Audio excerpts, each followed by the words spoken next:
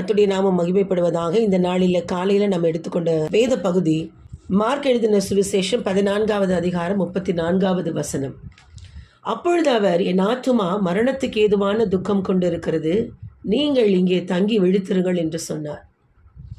என் ஆத்துமா மரணத்துக்கு ஏதுவான துக்கம் கொண்டிருக்கிறது. இயேசு கிறிஸ்துவானவர் கெத்செமனே தோட்டத்தில் அவர் பாடுபடுவதற்கு முன்னதாக தன்னை ஆயத்தப்படுத்திக் கொள்ளுகிற தருணம் அது. அவர் he prepares himself for the death. He already knows, எல்லாமே அவருக்கு தெரியும், தான் படப்போகிற பாடுகள் எல்லாம் அவருக்கு தெரியும். அந்த சூழ்நிலையில் தேவனுடைய குமாரனாகிய கிறிஸ்து தன்னை முழுமையாய் மனிதனாக்கின தருணம் அது. கம்ப்ளீட் ஹியூமன் நேச்சரில் இருந்ததுனால தான் அவர் தன்னை முழுமையாய் அட்மிட் பண்ணுகிறார். He fully admits that he is not able to overcome this. He is not able to bear this. என்னால் தாங்கிக் கொள்ள முடியவில்லை அப்படிங்கிற தருணத்தில் தான் அவர் அந்த வார்த்தையை சொல்கிறார். As he is a very true human, he admits honestly. என்ன சொல்கிறார் தெரியுமா? என்னால் முடியல ஆண்டவரே, நான் மரணத்துக்கு ஏதுவான துக்கம் கொண்டிருக்கிறேன். இந்த வார்த்தை இயேசு கிறிஸ்துவுக்கு ரொம்ப தூரமான வார்த்தை. அவர் இதை சொல்ல வேண்டிய அவசியமே கிடையாது. Because he is the God. அவர் நினைத்திருந்தால் அந்த துக்கம் அவருக்கு தேவையே இல்லை. ஒரு ஹியூமன் பீயிங்காக அவர் தன்னை முழுமையாய் ஆண்டவருடைய சமூகத்தில் தன்னை முழுமையாய் டிரான்ஸ்பரண்ட்டாக தன்னுடைய சூழ்நிலையை சொல்லுகிறார். ரொம்ப டிரான்ஸ்பரண்ட்டாக சொல்கிறார், மரணத்துக்கு ஏதுவான துக்கம் கொண்டு இருக்கிறேன் என்று சொல்லி. இந்த மரணம் அவரை பாதிக்கிறது. அந்த மரணத்தின் எண்ணங்கள், அந்த அந்த அந்த சூழ்நிலை, அவர் சந்திக்க போகிற எல்லாவற்றையும் நினைக்கும் பொழுது அது அவரை ரொம்ப பாதிக்கிறதுனால இந்த வார்த்தைகளை சொல்லுகிறார். நம்மளில் எத்தனை பேர் உண்மையாய் நம்முடைய சூழ்நிலையை நாம் ஒத்துக்கொள்ளுகிறோம்? நிறைய நேரங்களில் நம்முடைய நிலையை ஒத்துக்கொள்கிறதே கிடையாது. மற்றவருடைய உதவியையும் நம்ம நாடுறதே கிடையாது. நிறைய நேரங்களில் முதல் ஆண்டவருக்கு நம்ம காட்டுவோம், ஆண்டவர்கிட்ட சொல்லுவோம். எமோஷன்ஸ் வரும் பொழுது, நம்முடைய உணர்வுகள் நமக்கு மேலோங்கி இருக்கும் பொழுது, நம்மளால் தாங்கிக்கவே முடியலன்னும் போது நம்ம நிச்சயமாக ஆண்டவருடைய உதவியை தேடுவோம். அதே நேரத்தில் நம்முடைய சூழ்நிலையை மற்றவரிடம் சொல்லுவோமா? இவர் ஆண்டவர் யார்கிட்ட சொல்கிறாருன்னா சீஷர்கள்கிட்ட சொல்லுகிறார். சீஷர்கள்ட்ட சொல்லிட்டு தான் போகிறார் அந்த வார்த்தைகளை. அவர் சீஷர்கள்ட்ட அந்த வார்த்தையை சொல்ல வேண்டிய அவசியமே இல்லை.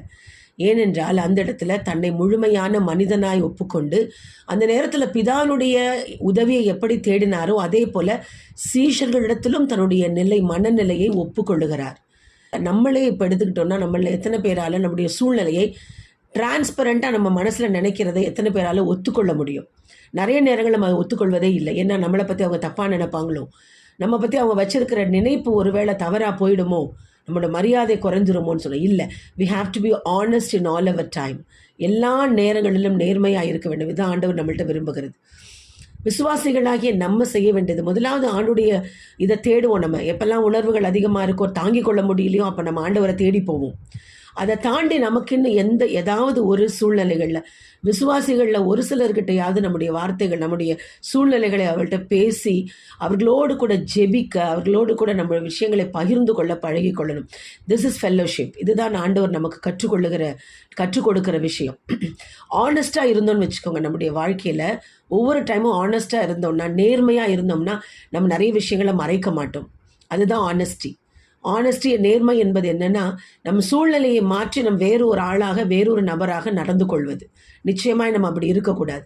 நாமளாக வாழணும். ஜீசஸ் கிரைஸ்ட் அவரே ஒரு தேவனுடைய குமாரனே தான் யார் என்பதை எல்லாருக்கும் தெரியணும்னு நினைச்சார். ஆனால் நாம் இந்த நேரத்தில் எனக்குன்னு உள்ள ஒரு டிக்னிட்டி இருக்குது, நான் வேலை செய்கிறேன், என்னுடைய பொசிஷன் இது, நான் சபையில் மூத்த விசுவாசி, நான் போய் இதை சொன்னேன்னு வச்சா நம்மளை தப்பாக நினைப்பாங்கன்ற ஒரு எண்ணம் நம்மை தடுக்கிறது. இதுதான் பீயிங் ஆனஸ்ட். நம்ம நேர்மையாக இருப்பதை தடுக்கிற ஒரு விஷயமாக இருக்கிறது. ஸோ நம்ம ஆண்டவர்கிட்ட இந்த நாளில் நம்ம கற்றுக்கொள்ளுகிறது என்ன? ஆனஸ்டி.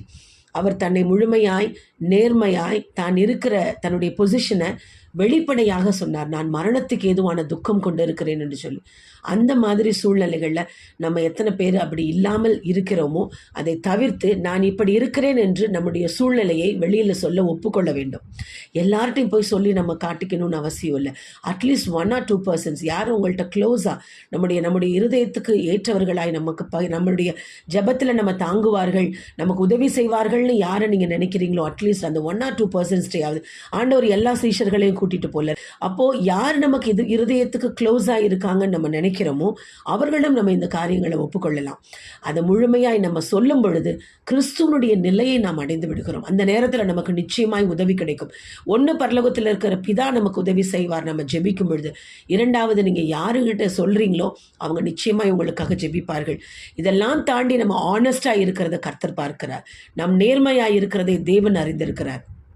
எப்பொழுது நம்ம இப்போ நம்மளுடைய நிலையை ஒத்துக்கொள்ளுகிறோமோ நம்முடைய எல்லா விதமான ஈகோவையும் விட்டுவிட்டு, நம்முடைய எல்லா விதமான தனக்குன்னு உரிய எல்லாவற்றையும் விட்டுவிட்டு, I am just nothing, I am just a human being, I need help from God as well as from the fellow people. நம்ம கூட இருக்கிறவர்களிடம் எனக்கு உதவி வேண்டும் என்ற நிலையில் நம்ம எப்போ முழுமையாய் ஆண்டவரை போல் அர்ப்பணிக்கிறோமோ அந்த நேரத்தில் கர்த்தர் உதவி செய்வார். உங்களுக்காக ஜெபிக்கிற உங்களுடைய சக விசுவாசிகளும் உங்களுக்கு உதவி செய்வார்கள். ஆமேன்.